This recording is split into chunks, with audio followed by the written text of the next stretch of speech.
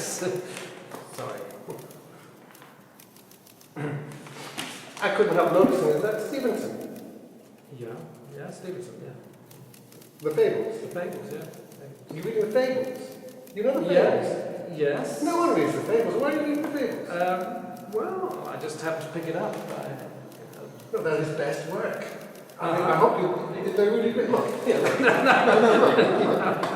I mean, you saw it, isn't it? Look at this story. I mean, the words he uses are so wonderful. I mean, are you writing a book about this? No, I just picked it up. No, you must write a book. It's wonderful. It's just wonderful. And tell all your friends. Okay, I'll think about it. Yeah. The Fable, as a form of literary art, had at all times a great attraction for Mr. Stevenson.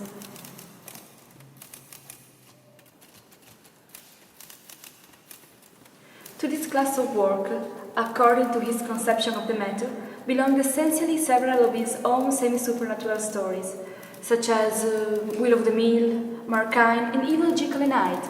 Do you agree with this statement? Sì, è un'osservazione interessante, sì. Certamente Stevenson era interessato nelle impossibilità di arrivare a una risposta alle grandi questioni della vita. E questa forma, la fiaba enigmatica, diciamo, si adattava bene a questo tipo di visione della vita, che lascia tutto al lettore alla fine.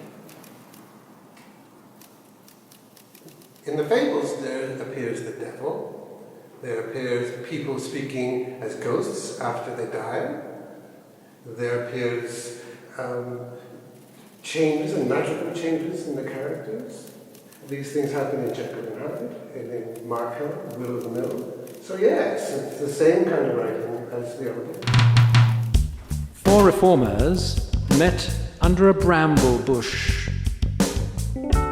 They were all agreed the world must be changed.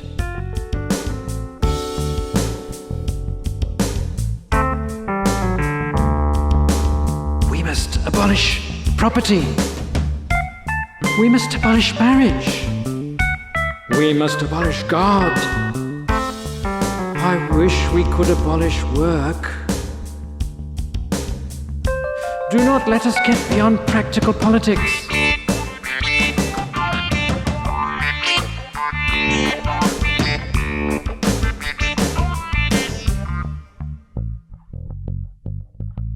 The first thing is to reduce men to a common level. The first thing is to give freedom to the sexes. The first thing is to find out how to do it. The first step is to abolish the Bible. The first thing is to abolish the laws. The first thing is to abolish mankind. Stevenson, le favole. Sì, 1887-1888. Stevenson aveva già raccolto un certo numero di vere e proprie favole che pensava di stampare a parte, ma non le pubblicò mai, anche se continuò ad aggiungerne di nuove fino a poco prima della morte. Ora, signori, sorge una questione. Tra i nuovi interessi e le immagini che riempirono la mente di Stevenson durante gli ultimi 6 anni di vita, voi credete che abbia pensato alla possibilità di pubblicare un libro di favole?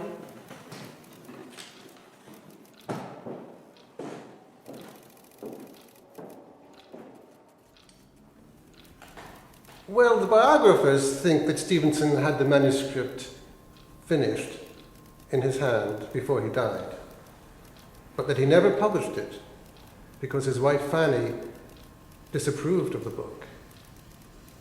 She thought it challenged traditional morality more than would benefit Stevenson's reputation. After Stevenson died, his friend Charles Baxter took the manuscript and published it in England. Whether Stevenson would have published them himself later on had he lived, I don't know, but I suspect he would have respected his wife's wishes and not published the book. Nella prima edizione complessiva dell'opera di Stevenson se ne stamparono 19 di favole in appendice al quinto volume. Quello che si apriva con lo strano caso del dottor Jekyll e di Mr. Hyde. Secondo voi, questa raccolta era quella pensata da Stevenson? Beh, l'abbinamento Jekyll and Hyde e le fiabe è suggestivo, anche perché ci sono affinità fra i testi. Una fiaba come La casa di Eld, per esempio, dove c'è il giovane che è punito se obbedisce o punito che si ribelle, si trova in una situazione un po' come Jekyll. Non c'è soluzione alla sua situazione. I don't think that Stevenson planned that. He hadn't really got the volume ready. This was probably Sidney Colvin who put the two texts together because Jekyll and Hyde was quite short, and so they needed something else to put in the volume. Una settimana fa trovai un ragazzo che piangeva.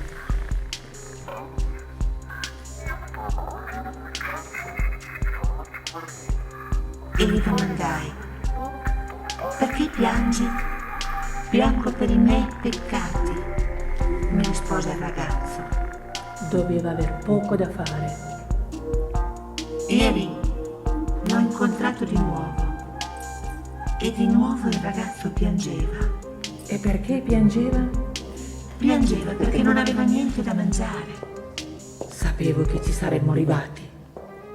Bastoni si spezzano, Pietre si sbriciolano, eterni altari si incrinano e cadono.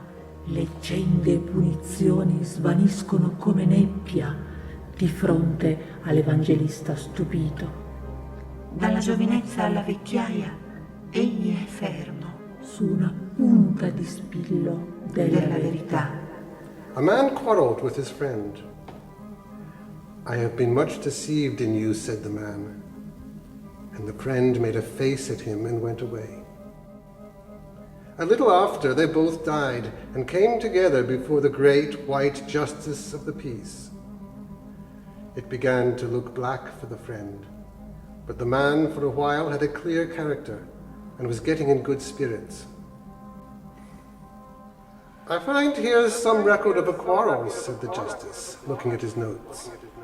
Which of you was in the wrong? He was, said the man. He spoke ill of me behind my back. Did he so? Said the justice. And pray, how did he speak about your neighbors? Oh, he had always a nasty tongue, said the man. And you chose him for your friend? Cried the judge. My good fellow, we have no use here for fools. So the man was cast in the pit, and the friend laughed out aloud in the dark and remained to be tried on other charges. Why was he a fool? We think that you're judged for traditional moral reasons like being deceitful and deceiving your friends, and that doesn't matter for Stevenson. The man was a fool for deeper reasons. He thought he, like Jekyll, was so special that he alone would be a man the friend would not deceive. He forgot that he was a human being like everybody else, good and bad, a mixture, a complication. And so was the friend. And if you forget this, then you're a fool, in Stevenson's Morality. The citizen and the traveller. Look round you, said the citizen. This is the largest market in the world. Oh, surely not, said the traveller. Well, perhaps not the largest, said the citizen, but much the best. You are certainly wrong there, said the traveller. I can tell you. They buried the stranger at the dusk. Well, this is an interesting little fable. Both actors are in the wrong in a way. The citizen is blind to the truth. He thinks his town is the best in the world. The traveller is telling the truth, but he doesn't understand a vital part of interacting with other people. That telling the truth isn't always the thing to do. Don't know what you think, Robert. I agree. Maybe this was the greatest market in the world, maybe it wasn't. How will we ever know? The truth is not important. We can't get the truth in this world. What is important is the other person. And when someone tells you he's proud of his town, you don't contradict him. You stay with them and you agree. Otherwise, they bury you at the dusk.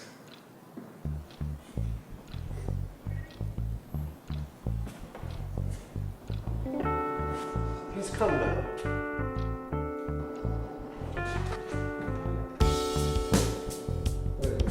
Okay. La fede. Il dubbio. La maggior parte delle favole tratta di questi argomenti. La fede e il dubbio. La difficoltà della fede, ma anche le sue ricompense. L'importanza del dubbio, Ma anche la sua dannosità. Alcune storie sono negative e scettiche. Altre illustrano l'irreparabilità dell'atto di fede. Tuttavia, Molto spesso quel residuo di fede rivelato dalle favole appare per sopravvivere ai paradossi della vita. Ai paradossi della vita. L'immaginazione di Stevenson era più colma di luce o di ombra. Prima ancora di cominciare a scrivere le sue Fables, nel 1874 Stevenson approfittò di una recensione che gli era stata richiesta per commentare su una raccolta di favole scritte da un gigante della letteratura vittoriana contemporanea, Sir Bulwer Lytton, e questo saggio giovanile, nel 74, quindi ancora aveva 23 anni, rimane come un'anticipazione di tutti gli esperimenti che avrebbe condotto nei successivi 20 anni in questo particolare genere. Ricordiamoci che Stevenson nella sua carriera visitò tutte le diverse forme letterarie della sua epoca: saggi, racconti, romanzi, trattati, libri di storia, eppure solo nel caso delle Fables la sua vena non si è mai esaurita. Rimane però centrale questa recensione del 74, perché lui in quell'occasione prese spunto da un commento su quello che era appunto un gigante, uno degli scrittori più celebri, per fargli le pulci, per osservare come questo Bulwer Lytton, nel prendere la forma classica della favola, per la sensibilità ottocentesca, appariva essere interessato a aggiungere in modo artificioso una morale finale. Dice Stevenson: va bene per voi sessantenni, settantenni, ma a noi giovani non interessa. Noi sentiamo che invece bisogna che la forma della favola rifletta maggiormente i dubbi, i conflitti che non trovano una risoluzione nella vita, quindi non devono nemmeno trovare una risoluzione nella letteratura. C'era una volta, in una casa che stava bruciando, un ammalato. In questa casa entrò un pompiere. Non salvarmi, cerca piuttosto di salvare quelli che sono sani. Vuoi essere così gentile da spiegarmi perché? I sani dovrebbero essere preferiti in ogni caso perché sono utili al mondo. Il pompiere, che era un po' filosofo, ponderò la mia risposta e mentre cadeva una parte del tetto mi disse: sta bene, ma così, tanto per parlare. Qual è secondo te il servizio più adatto per le persone sane? Oh, no, non c'è risposta più facile. Il servizio più adatto per le persone sane è aiutare i deboli.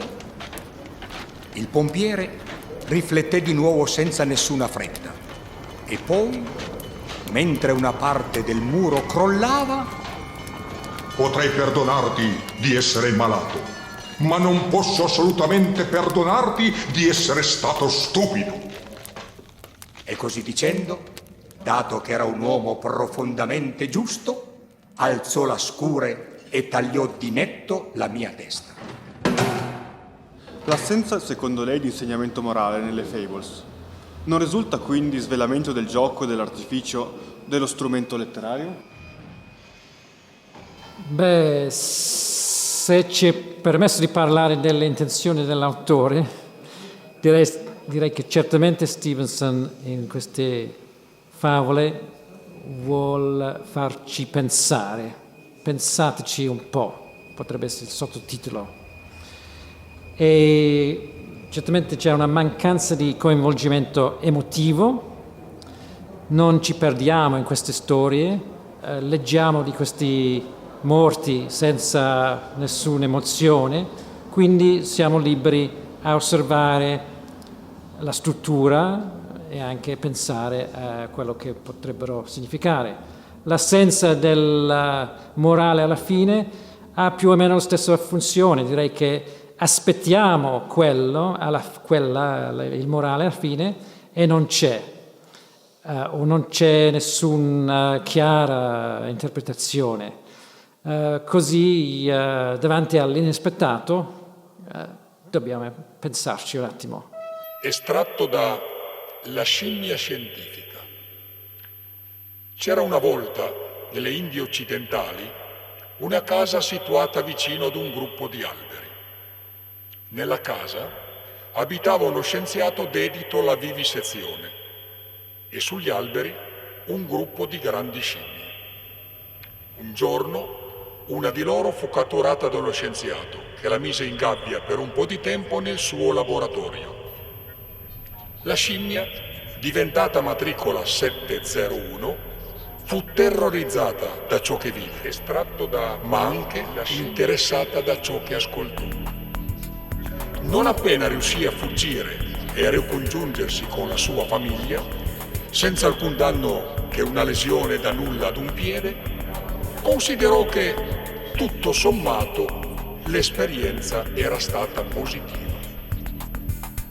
Non appena rientrata si investì del titolo di dottore e si mise ad importunare i suoi simili con questa domanda: perché non siamo progressisti? E a questo proposito, lei cosa ne pensa della scimmia scientifica? Questa favola mi piace molto, per me sta benissimo con le altre, anche per questa giocosità, nel senso che l'ironia, questa parodia dell'argomentazione scientifica che è tutto guidato dagli interessi di chi parla, ma c'è presentato come un discorso logico, sì. Illogico in effetti. You're right, it's playful and it has many endearing and amusing qualities. There's something that doesn't sit right with me. It's good, but it's not great. And I don't like it fitting in with the Fables.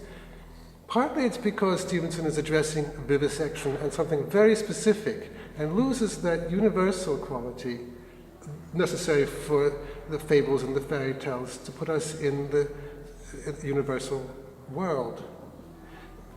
There's also too much satire, specific satire, to fit the feeling of the other fables. And I think there's also something in tone, that the dramatic irony that we see the joke. It's as though Stevenson and we, the readers, are elbowing each other and looking down at the story, and very much aware that this is a story aimed at that audience, those scientists that we both don't like and that specific social problem facing us today, then we can universalize it to say it applies to all science. But that's not the kind of action that happens in the other fables, that draw you much deeper into an imaginative world that can be applied mythically anywhere. Ma è interessante come nel rispondere, nel criticare questa figura di Bulwer Lytton, allo stesso tempo è come se nell'atto della scrittura accadesse qualcosa, nel senso che Stevenson, pur nei limiti di una recensione, espone una sua idea della scrittura di un racconto. Stevenson è considerato il primo autore inglese ad aver privilegiato la forma del racconto, che era già più popolare negli Stati Uniti e in Francia. Allora, la cosa curiosa di questa recensione è che un po' per l'occasione, la recensione di Bulwer Lytton, un po' nella sua posizione distaccata, di saggista che ancora non scriveva narrativa, lui sembra fondare quella forma di racconto che poi avrebbe scritto più in là negli anni, non nel genere già popolare altrove in Europa e in America, ma in una tradizione della favola classica. Di nuovo Stevenson si trova a crearsi una sua origine, un suo pedigree completamente eccentrico rispetto al mercato editoriale dell'epoca. E questo tra l'altro avviene sempre negli stessi mesi, di nuovo una recensione stavolta dell'ultimo romanzo di Victor Hugo diventa per lui l'occasione di dichiarare perché lui scriverà un certo tipo di romanzi. Mancano 10 anni a questo primo romanzo, L'Isola del Tesoro, eppure lui già aveva le idee molto chiare. Si sta preparando il terreno e in questo le favole acquistano la loro importanza. Be ashamed of yourself, said the frog. When I was a tadpole, I had no tail. Just what I thought, said the tadpole. You never were a tadpole. Può quindi la favola, nella sua natura di gioco, liberare l'inconscio come rottura o svelamento delle convenzioni sociali? Well, I'd start by making a distinction of this word gioco. In English it can be play, il giocare, o game, un gioco organizzato. Gioco organizzato ha delle regole, è un'istituzione, mentre il giocare, playing, is something free. You throw someone a ball who can then throw it to somebody else or back to you, who can throw it up in the air. Okay. It's a free, rules are invented. Okay. And this is connected a little bit with what Calvino says about Stevenson. He talks about his leggerezza. I think playfulness is very important in Stevenson. And playfulness, I think, is against, creates a space where ideologies and rules and structures, social structures don't exist. Okay. So by that playing, he is implicitly criticizing, or excluding anyway, what you talked about in your question. Convention and social. A man quarrelled with his friend. I have been much deceived in you, said the man. And the friend made a face at him and went away. And went away. And went away. And went away. A man quarrelled with his friend. I have been much deceived in you, said the man. And the friend made a face at him and went away. A little after, they both died and came together before the great white justice of the peace. It began to look black for the friend, but the man, for a while, had a clear character and was getting in good spirits. I find here some record of a quarrel, said the justice, looking in his notes. Which of you was in the wrong? He was, said the man. He spoke ill of me behind my back. Did he, sir? Said the justice. And pray, how did he speak about your neighbours? Oh, he always had a nasty tongue, said the man. And you chose him for your friend? Cried the justice. My good fellow, we have no use here for fools.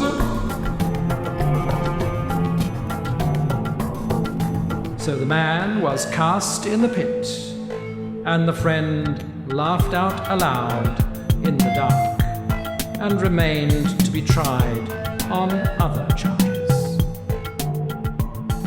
I think the main impetus in almost all the fables is this impulse that we have as part of being human, to cast what Stevenson calls a philosophic eye upon all the activities we do. We are engaged in living life with our heart, with other people, and our intellect pulls us back, splitting off from our heart, and we construct systems and schemes and rules. Most fables take us to the place where the philosophical system, the intellectual construct, falls apart into some sort of absurdity. What happens when your whole religious faith dies away? In the fable, something in it, the Christian missionary discovers the truth that Christianity is a lie. The real religion, the real truth, is some small South Pacific religious cult. Now what does he do? He holds true to a promise he made to one of his converts, that human engagement is the one truth that he will discover. That's the one truth to hold on to. In this world where we have challenged all our moral certainties, and this becomes even more important in the 20th century and in the 21st century. In such a world of moral uncertainty, all we can do is to strive to engage as well as we can with the world around us and the people in that world. The sticks break, the stones crumble, the eternal altars tilt and tumble, sanctions and tales dislim like mist about the amazed evangelist. He stands unshook from age to youth upon one pinpoint of the truth.